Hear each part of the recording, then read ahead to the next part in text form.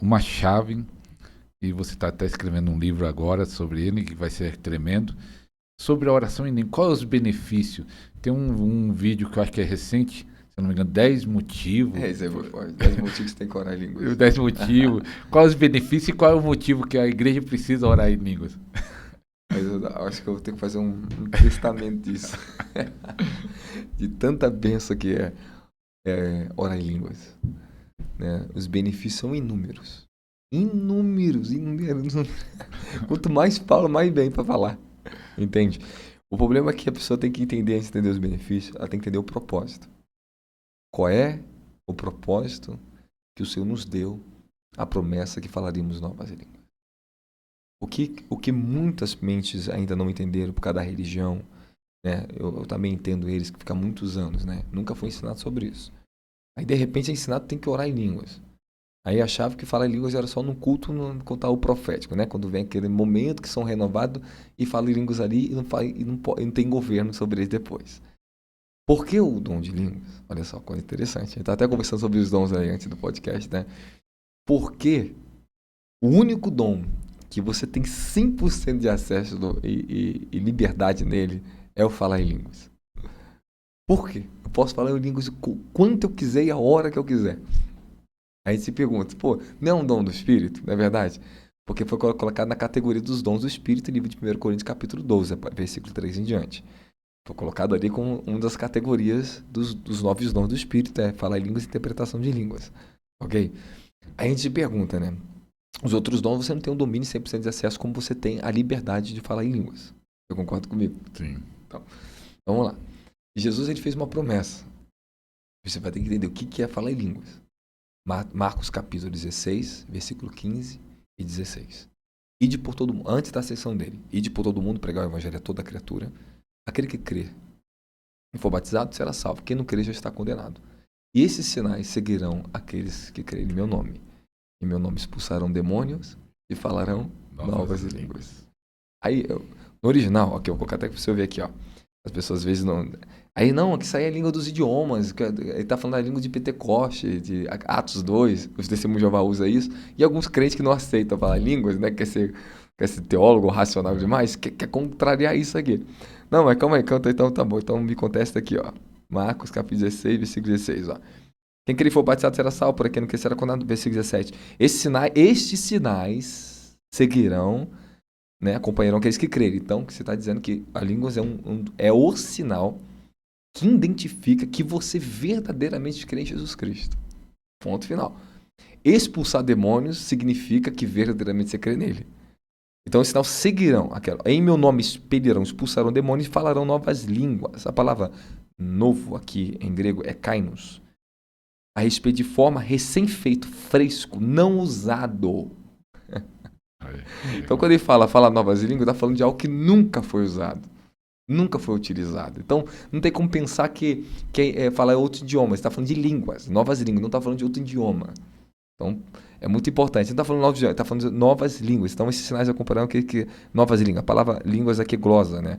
Literalmente línguas, né? Órgão, falar, etc. Idioma, etc. Dialeto, etc. Então, ele está falando literalmente de carnes, algo que nunca foi utilizado antes.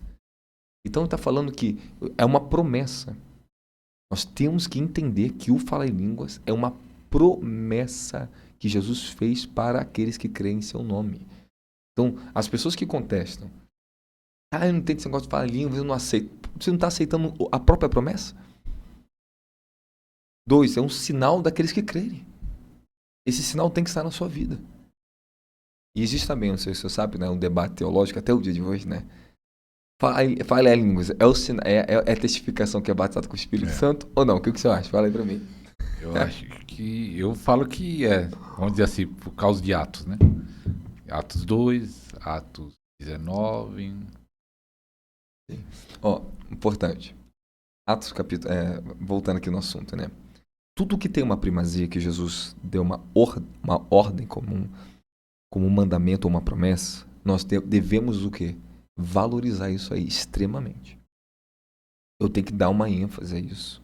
O problema é, muitos ministérios não estão dando ênfase à promessa. Falarão novas línguas. Eu posso sem querer cortar o raciocínio lá Pode quando eu falar. coloco os cortes, principalmente de tema de oração em língua, aí o que mais fala, alguns, a grande maioria fala que era idioma, né? Que era a língua. Por causa de Atos 2, Já né? quebramos ali já. Vamos falar sobre Já idiomas, quebrou né? isso. É. E aí, o que eu observo como é perseguido esse dom. Assim, e os pentecostais acreditam que é algo de Deus, mas acham que precisa dessa unção, como você já falou também, Não do entende, fogo. não entende Não entende a a função. função do dom. Não entende. É tudo a questão de entendimento. É tudo a questão de entendimento. Exemplo, minha mãe. Minha mãe era uma mulher profunda no profética. Mulher de oração, 13 anos de mês de oração, na época eu fugia do Espírito Santo. Minha mãe já tinha 13 anos só de mês de oração na Assembleia de Deus. E era uma grande Assembleia de Deus. Para entrar ali não era fácil.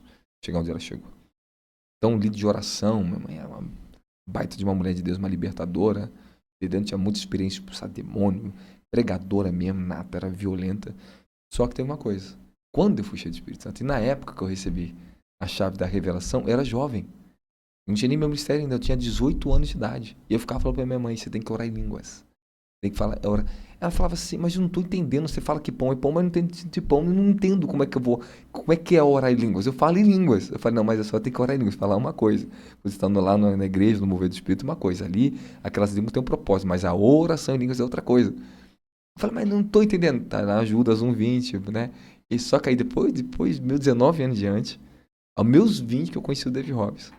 Né? E meus 18 anos até contei pro senhor. Eu tinha experiência que eu fazia campanha no monte, 40 dias de oração. Eu falava, vou orar 2 horas em línguas. Uma hora aquele monte, outra aquele outro monte. E eu fazia isso e não sabia por quê.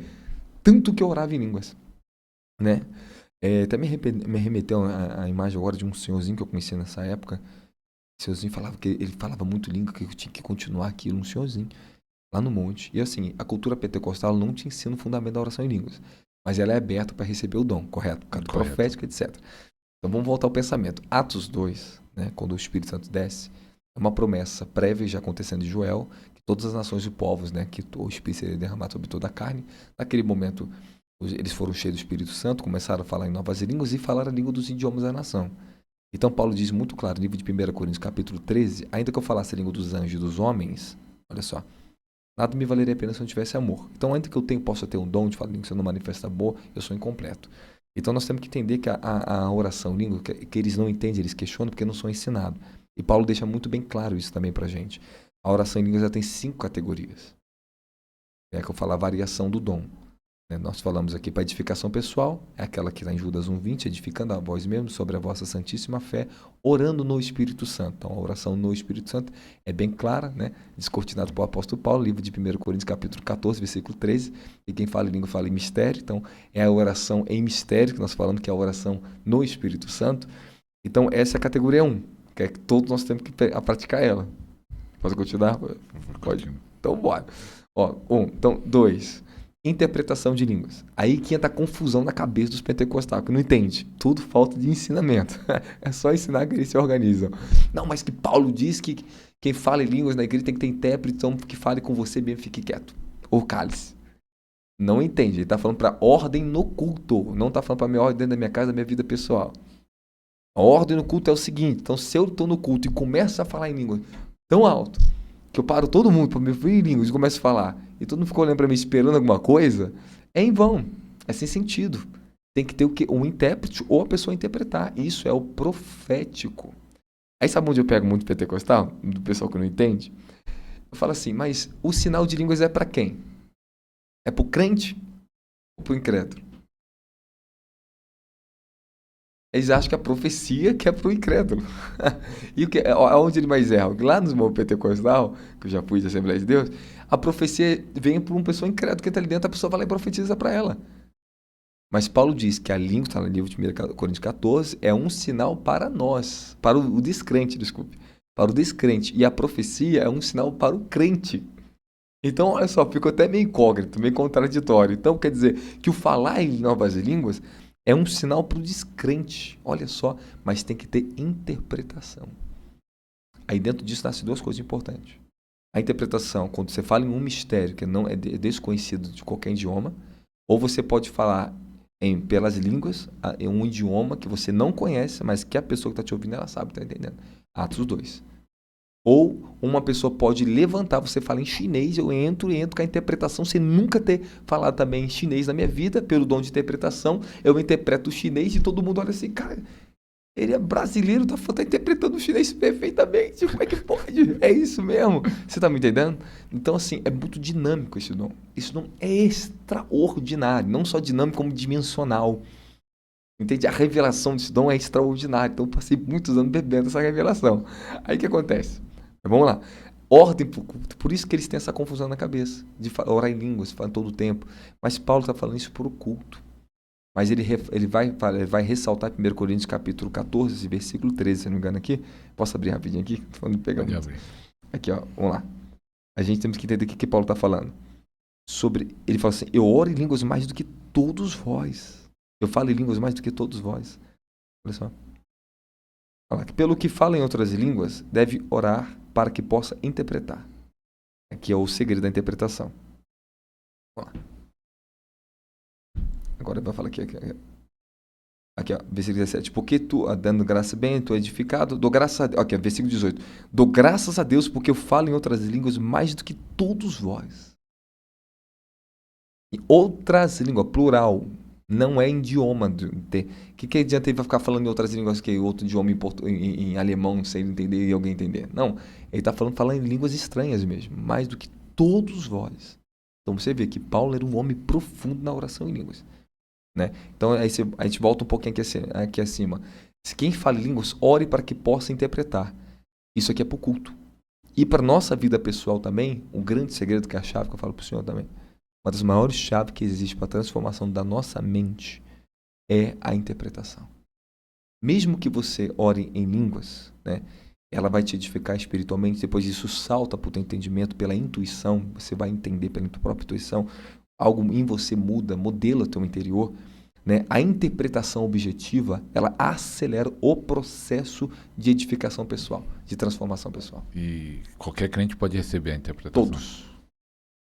Paulo já diz aqui, só pedir ou como recebe? Está aqui, ó, 1 Coríntios capítulo 14, versículo 1. Né? Seguir o amor e procurai com zelo os dons espirituais, mas principalmente o de profetizar. Né? Então o que acontece? Porque o de profecia é para a igreja, está falando para a ordem da igreja, então a profecia, está dando ênfase para a profecia. Profecia é um maior dom para a igreja, para a edificação da igreja, simultânea.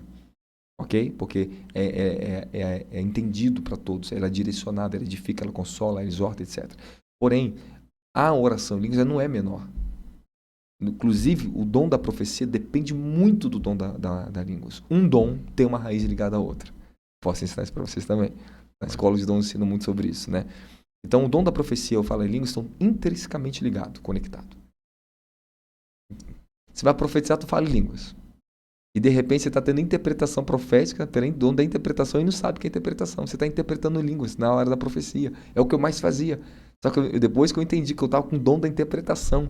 Então eu entrava no dom da profecia e de repente eu falava em línguas. Até eu falei o negócio da irmã lá, da missionária, me ensinou a cavar no dom profético, né? Acho que seria bom falar aqui. Fala aí. Cavar. Eu tinha 17 anos de idade e eu perguntei um dia para a missionária, que a missionária é Márcia. Aquela mulher, aprendi muito com ela no profético. Era uma senhora maravilhosa. Ela me ajudava muito. E a mulher era chamada até de bruxa na igreja, porque o povo tinha medo. A mulher era muito usada. Ela era muito usada no profético. Então, assim, eu ficava doido ir lá na igreja. Os jovens eram todos tomados da profecia. A gente não sabia quem era mais usado, porque eles eram muito usados. E eu era um deles. Eles me chamavam de bruxo também.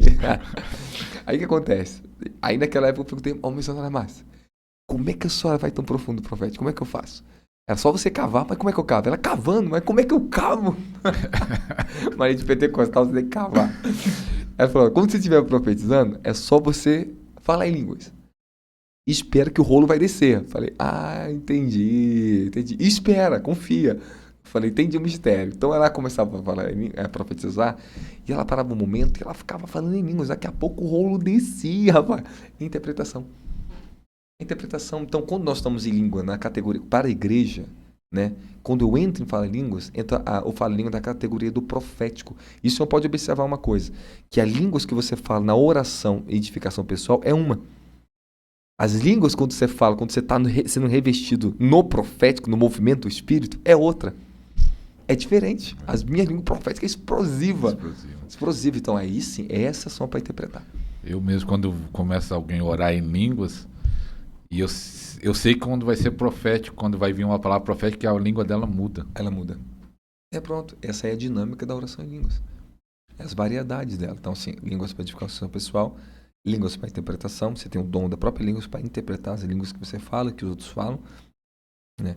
Línguas dos homens, que você fala os idiomas das nações, como em Atos capítulo 2, né? E em 1 Coríntios capítulo 13. Línguas dos anjos. Paulo falando que eu falasse a língua dos anjos. Aí você vai lá em Daniel interpretando, né? O que o anjo escreveu à mão misteriosa na parede lá do rei lá, Belsazar na época, né? Então, Daniel foi chamado, ele interpretou a língua dos anjos. Era uma língua misteriosa, que ela não existia na terra, aquela língua. Entendeu? Então, ele vai lá e dá uma interpretação. E você vê duas coisas. O anjo ensinou ele ler e interpretar. Então, ele falou a pronúncia corretamente e a interpretação correta. Então, você vê que o mistério de línguas sempre existiu no céu. Que é as línguas dos anjos e a interpretação que os anjos dão. Então, assim, bom, língua dos anjos. Então, língua dos anjos é a parte que eu mais tenho experiência. De ouvir os anjos, falar a língua do anjo que anda comigo e interpretar o que eu estou falando. Então, quando eu estou, às vezes, em uma oração em secreto, eu ouço uma linguagem que não é minha. Eu sei a minha língua natural e as línguas proféticas que eu falo, mas aquela língua eu sei que é a da unção do anjo que está trazendo para mim. Aí eu fico em silêncio, eu busco, né? Eu falo assim, o que o Senhor está falando para mim?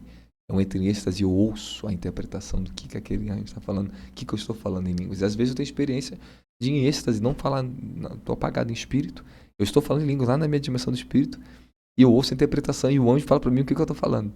Então, assim, é muito profundo esse mistério. Eu explorei, eu tive muita experiência nessa área, inclusive vou escrever sobre isso, né? Língua dos anjos, e falta uma quinta. Né? Então, lá, língua pessoal, interpretação, né? Interpretação de língua das nações, dos homens, língua dos anjos e a língua interpretação, falei 5, tá certo. Vamos lá, 5 variedades da oração em línguas.